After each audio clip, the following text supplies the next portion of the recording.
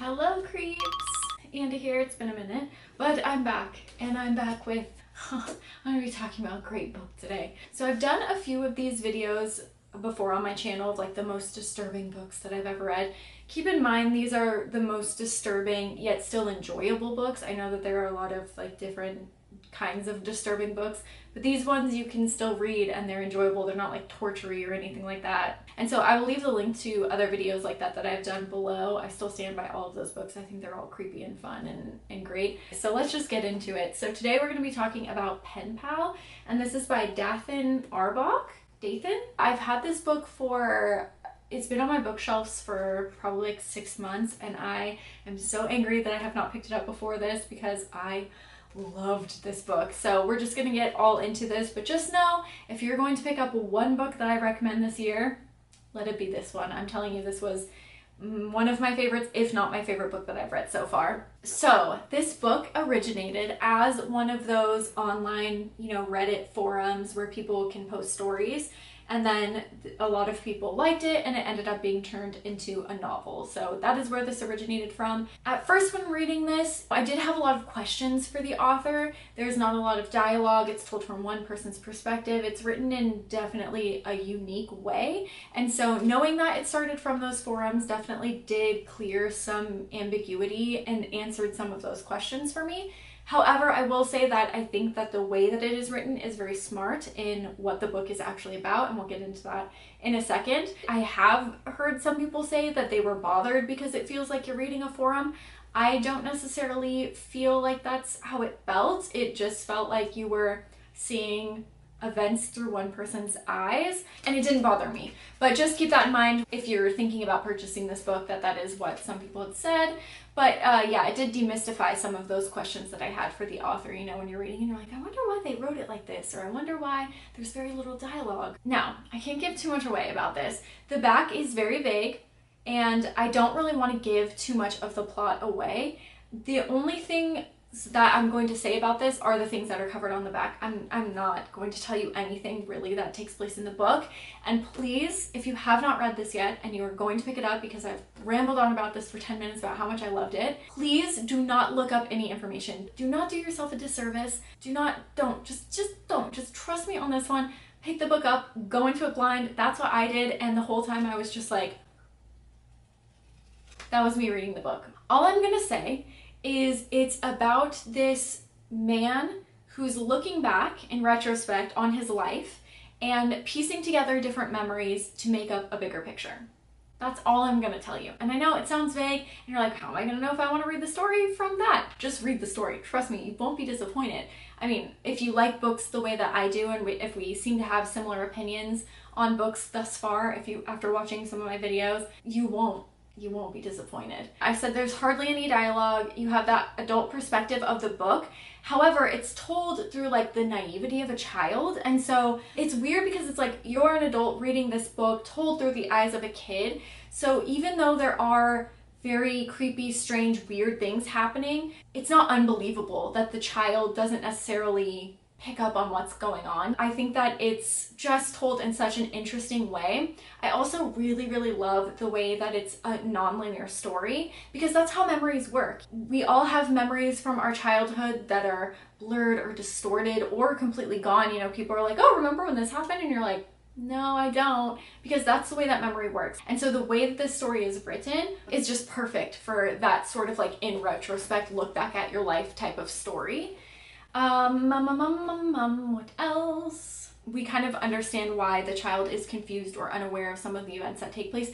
Even if intuitively the child's like, this is kind of weird, it really is told like it's somebody's past memories. It really doesn't feel like you're reading a story. It feels like you're reading someone's memories. And that's just such a cool, unique way to absorb a book. It's not like anything I've ever read before.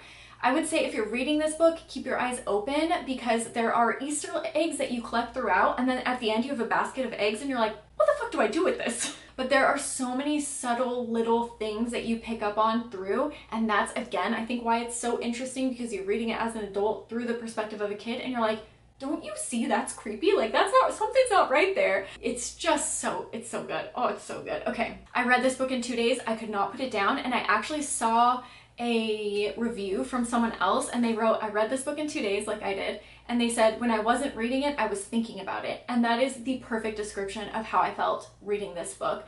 I would set it down to go to bed and I'd be like, what do I do now? I can't even get my mind off of that book, and I have to know what happens. And there's so many creepy, weird things that happen throughout that stopping at any point, you're like, what happens next? It's creepy and it's hard to read at times because it does get very weird, but I kind of related it to like a paranormal activity. Hear me out. It's not a paranormal book at all. I'm not talking about the plot. But you know the first time you went to see Paranormal Activity in theaters, and as soon as it got nighttime in the movie, you were like, oh, what's gonna happen? You grab your friend next to you and you're like, oh, you know, that kind of feeling. And then as soon as the sun was up, you're like, oh, okay, I can take a breath. Maybe you guys didn't have that reaction, but that's how I felt seeing that movie. And that's how I felt throughout the book. They're very up and down. So there's a lot of just like downtime where you're like, okay, I could take a breath, I could just read this story. But then there's a lot of creepy, like highly, you're holding your breath and the anticipation is killing you on what's going to happen next. Even on those downtimes though, there is very important information throughout, and it's written just so intelligently, and it's just such a good book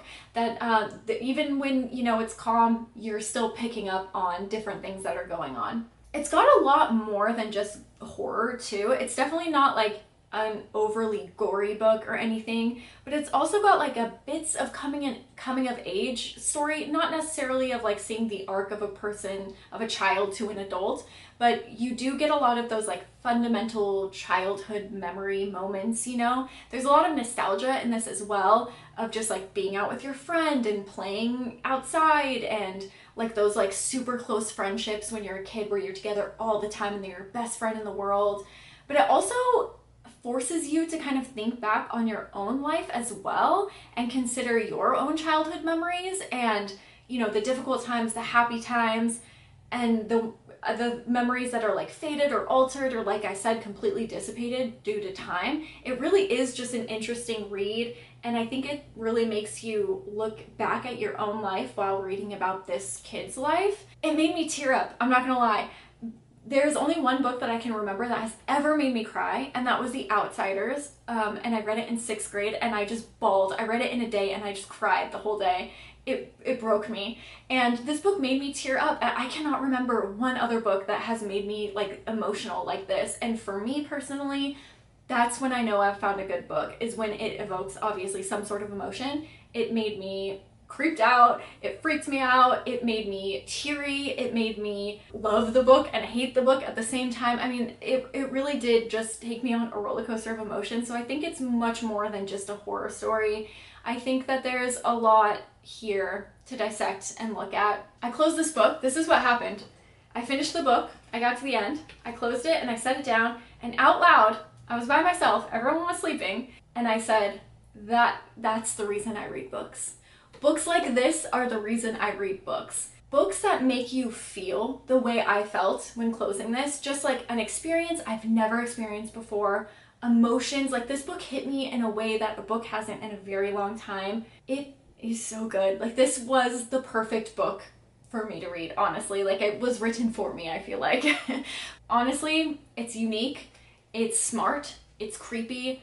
10 out of 10, highly recommend. If you're gonna buy any book that I recommend this year, let it be this one. I hope you guys love this one as much as I do. Also, if there are books like this, not in plot or anything if you guys have read this, but books that have done this to you where you close it and you're like, books like that are the reason I read books, please leave them down below. I'm always on the lookout for books that just are a little bit different than your average, and this book was it. So please leave any recommendations that you guys have. The only other thing that I will say is I don't have a lot of friends that read, but I do have one, and I sent him this message. So I sent him a picture of the book. It was 3:53 a.m. That's when I finished it. And I said, sorry to text you at 4 a.m., but emergency. Drop everything you are thinking about reading or are currently reading and pick this up ASAP. Don't read any spoilers or info online first. Go into it blind. I just finished it and I'm still like.